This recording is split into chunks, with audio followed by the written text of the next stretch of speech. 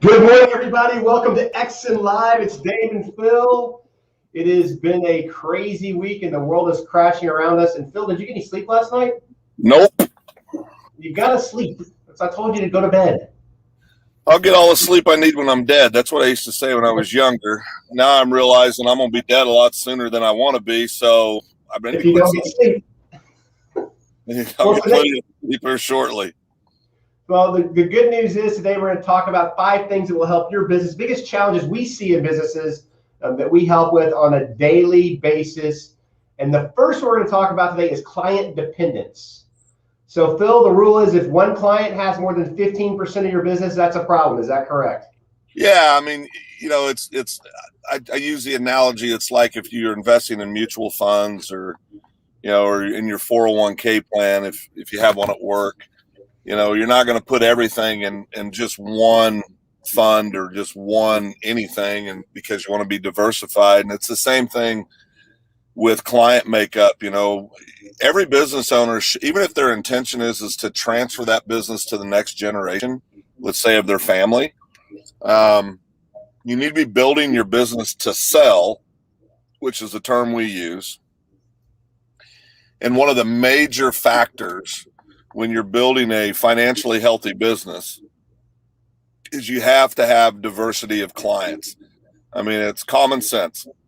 If 90% of your business is through one vendor, something goes south with that vendor, it's not good. So you're not as attractive in an acquisition as you could be if you say you had 15 different clients.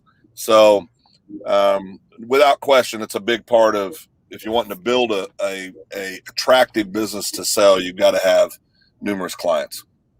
And Phil nailed that on the head, 100% correct. And here's the other piece to that. If you're a business owner and you only have 1 or 2 clients, how well are you sleeping at night, right?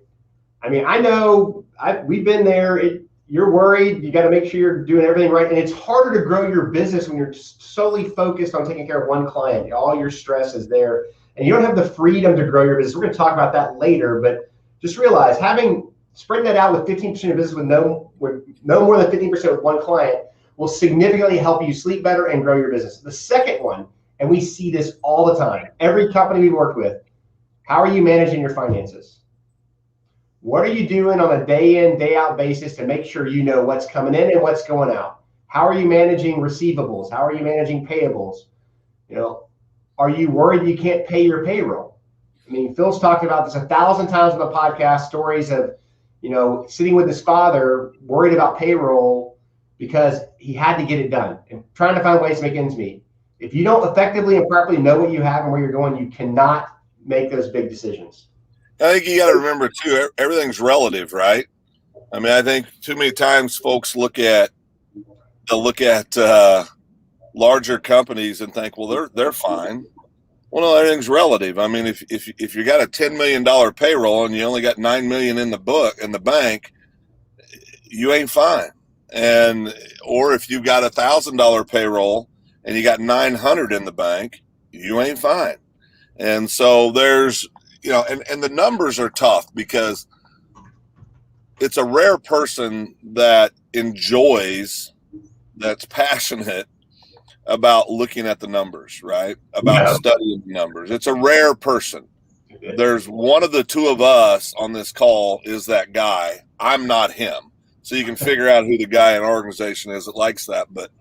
And thank God for Dave, because it's, everybody's got to have that person that understands the numbers, that likes the numbers, that knows how to dig into the numbers and really dissect them and help you understand what you're doing and what you're not doing. It tells a story. If you don't understand your numbers, you can't run your business as effectively as you possibly could be.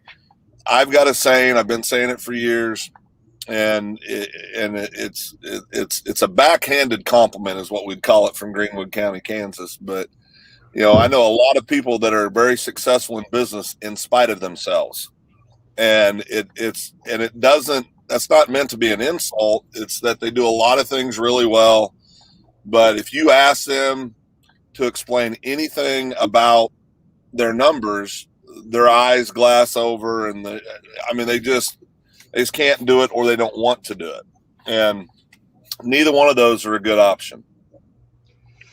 Well, I'm going to offer something to this as well on money management. Look, there are tools out there that can help you. If you can't afford a person to help you, your technical trade schools can teach you how to use QuickBooks.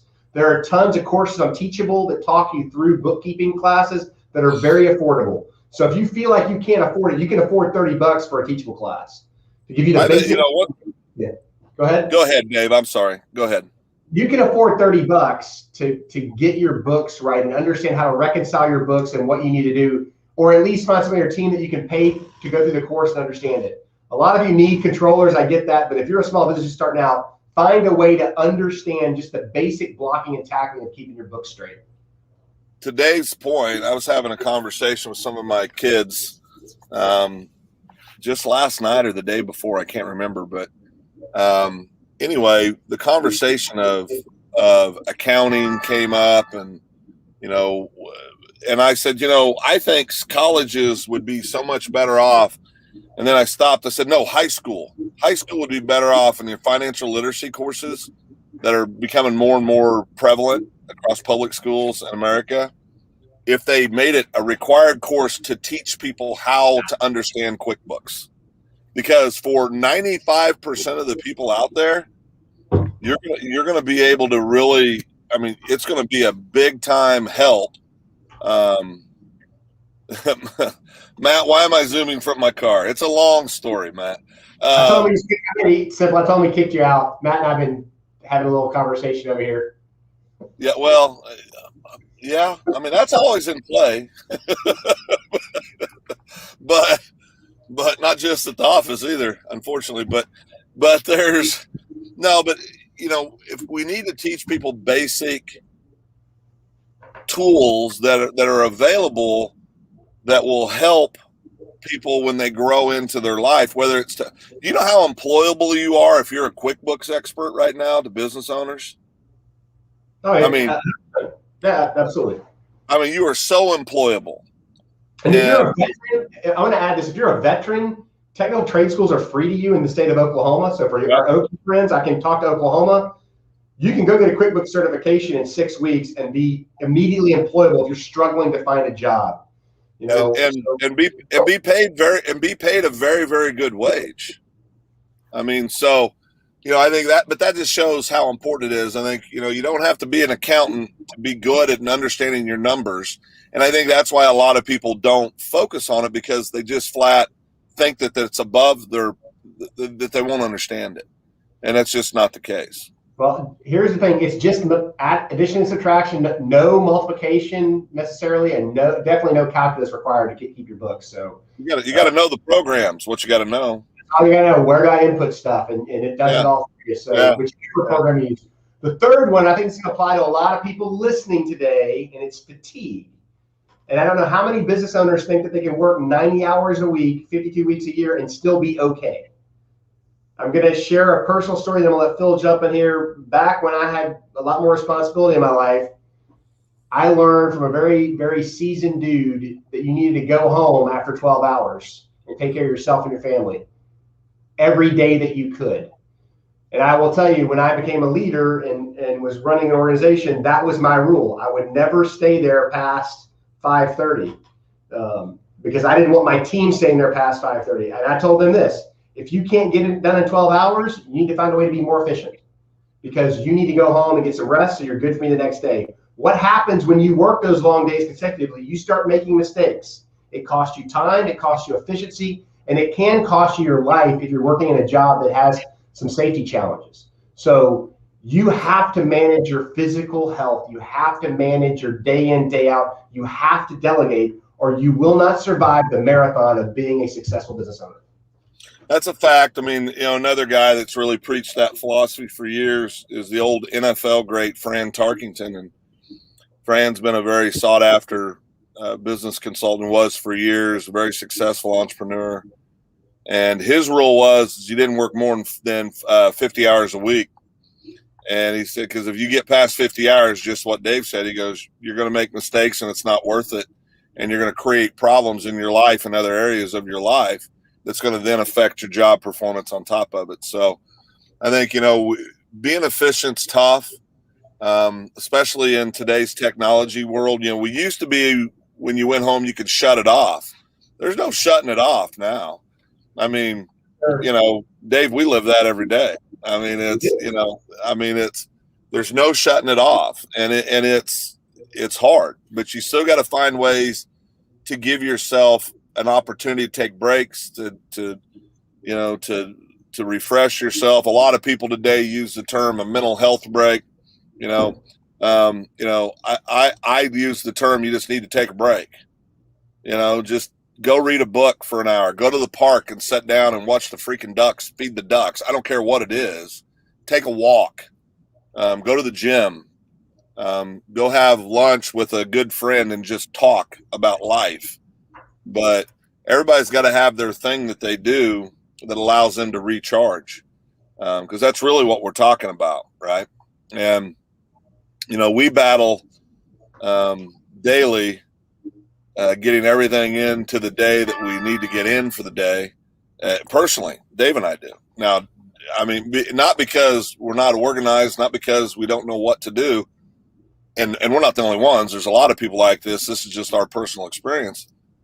I don't know that I've ever went home having everything completely done that was on my list for that day in business. I don't think I ever have.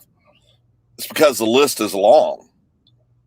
And there's many people out there that are adjusting. So you also got to mentally be okay with the fact that you're going to strive to get everything done today that you have on your to-do list.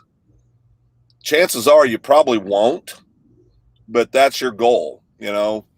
What's that old saying? Perfection's not the goal, excellence is. And I think that's what you got to stay focused on. Yeah, well, and you made a really good point there. And if you're following ULA with us, or you're in part of it with us, there's a thing in ULA. There's one lesson that talks about Skittles and oranges. And It's your priorities for the day. And if you fill your day with unimportant things, tasks that need to be done, and you don't take care of the big things that need to be done, your day is not very productive. But if you get the big things done first, your oranges, your 3 big things you do for the day, everything else is going to fall into place.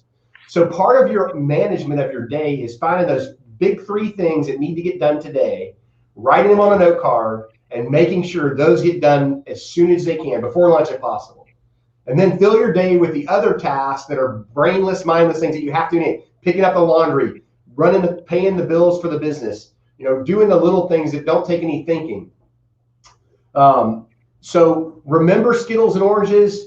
If you join us in ULA, it talks in depth about Skittles and oranges. It'll make a lot more sense.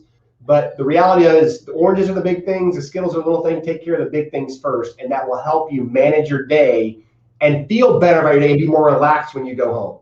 You can't have big stuff. Dave's heard me ask people this before when we're interviewing them. If you go to somebody's house and you're a guest to eat dinner, and they, so you're not controlling what's being cooked, and they bring something out and there's 2 things on your plate you love and there's 1 thing on your plate that you hate, what do you eat first? The thing that you hate. I always eat the thing I don't like first. I just get it out of the way. Yeah, that's right.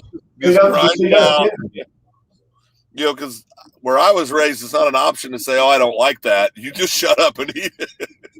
Well, Matt's giving us an inner Toby Keith right now. He said, "I ain't as young as I once was, but I'm as young once as I ever was." So you can't do what you did at the pace you did when you remember. That is an absolute fact.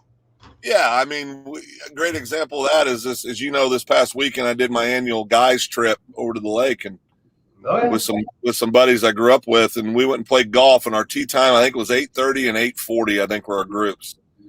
And let me tell you, by the 13th hole, there was 8 really tired 55-plus-year-old dudes out there that really didn't want to be there, but none of us wanted to admit that we were exhausted and tired and didn't want to be there.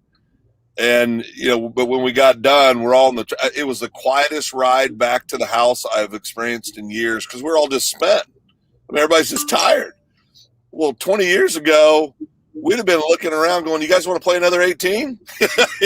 I mean, you just get to the bar with those boys back in that day. Don't lie to us, Phil. You've been up at that point. But you just can't. You got to be realistic, right? And that's why you got to be smarter too. I mean, you got to plan your day better. So, but Matt's spot on with that. If your business is designed around your energy at age 30, it's rough at age 50. Boy, amen to that, brother. So let's talk about the fourth thing small businesses struggle with. We call it the owner's trap. It's also called founder dependence. If you are stuck in the owner's trap, you got bigger issues. And what is the owner's trap? Let's make it real simple. You're the person the customer calls. You're the person filling the orders. You're the only person that can solve a problem in your company. You are doing everything day out, day in and day out. And if you go on vacation, the business stops. Well, here's the reality of it. When I was 14, I watched my 36-year-old father pass away right in front of me. We had a business. We had some of those challenges. I lived through the growth out of those challenges of being dependent on the founder. You better have people around you that can support that team if you die tomorrow, or your family and their legacy will be left with nothing. That is an absolute fact that I've lived. Yeah, and it's your why, right, Dave? It's why you do what you do today. 100%. And I think that's a hard thing to do, because it requires you you got to do a multitude of things. First of all, you got to have a process to consistently have a flow of good candidates into your business. Then you got to have a process to make sure that you're interviewing good candidates. Then you got to make sure you pick the right good candidate that fits your culture, fits everything. Then you got to train them. Then you got to continue to train them. You got to continue to create opportunity. You got to do all these things. It's hard work. It's hard work, and it's time consuming. But if there's one thing that's most important, it's that you got to have the right people that fit your culture in your business. You can hire great people that are very talented that don't fit your culture, and they'll destroy your company. 100%. I'm not saying they're going to do it. I'm not saying they're going to do it on purpose, but it's going to slowly erode the morale and the motivation. I've seen it in companies that I've been partners in before. You get the wrong one or two people, it's a wrap. I mean, it's a wrap. May not happen overnight, but inevitably it will happen. And if you want to know if you got a culture problem, go see what your turnover rate is. And if you got a turnover rate that's higher than industry turnover rate, you have a culture problem. It's not complicated. I mean, you've got to look at those things. And then you got to evaluate, why do I have a culture problem? Am I the problem? Is it something leadership's doing? And if the person that creates culture problem is a leader, then it's going to accelerate the death of your company. So you've got to really understand the importance of having the right people that can help you run your business. Because to Dave's point, you can't do everything. You can't. And you've got to get to a place where you trust other people to walk it out. Do what you're good at, delegate the rest. That's the rule. Do what you're good at, what you're passionate about, delegate the rest.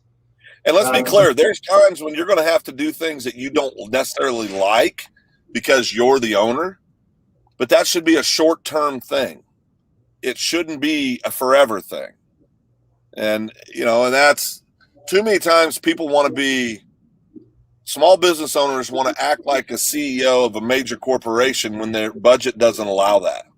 That's right. And that's a real challenge, So there are things you're going to have to do in your small business to get to that point, but you should always be working towards getting as many of those things off your plate to what, like Dave said, to where you're doing the things that you're great at and not doing them out of necessity, and the things that you enjoy doing.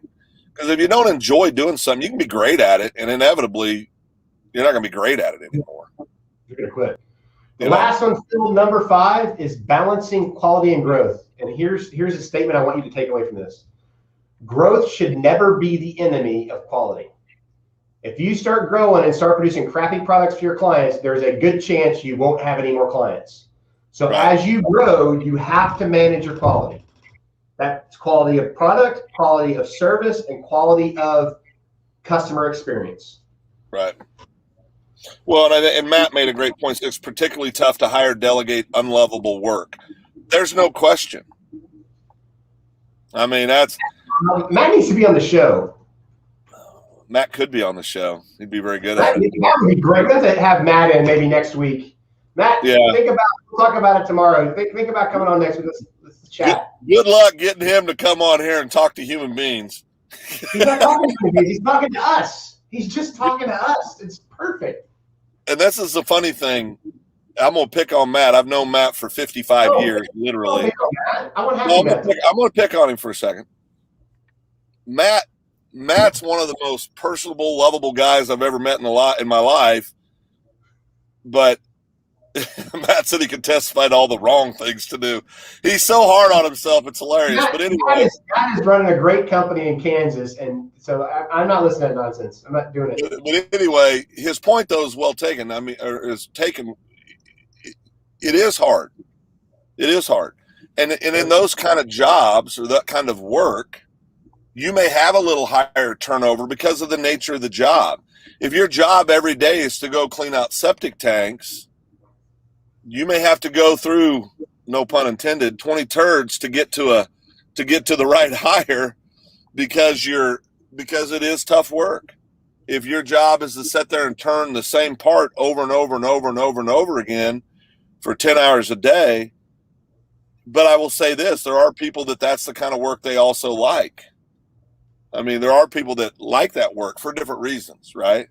I talked to one of my sons about, he was asking me what would be a good business to start. And I said, plumbing. Go learn how to be a plumber and then start your own business in 5-7 years. Be a plumber.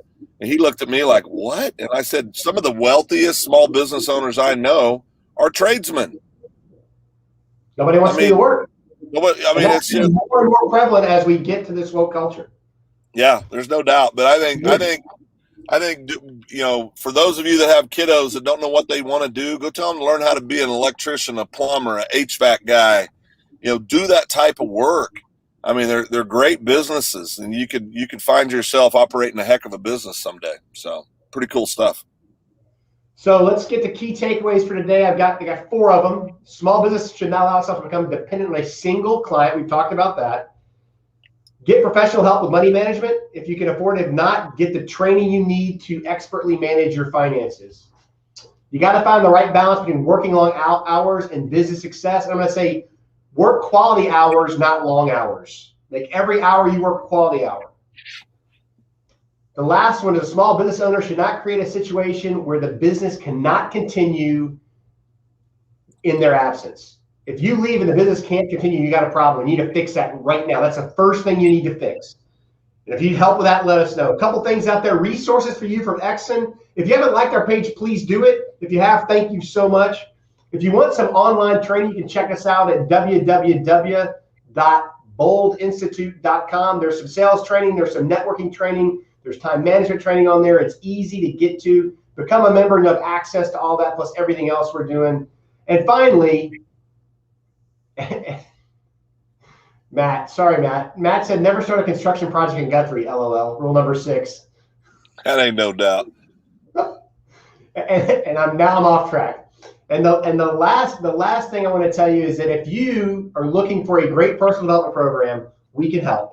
We are ULA Master Coaches. We are ULA Ambassadors. It is an excellent program for a low cost that can get your life back on track and help you balance things and understand what we mean when we say you can't work 20 hours a day and still have a great life. Yeah, it's a fact. So with that, I know Phil has a lot on his plate today. He was nice enough to join us from his car somewhere in Oklahoma. And I thank you for that, Phil. But with that, it's Dave and Phil and Matt. Thanks for showing up today. We are out of here.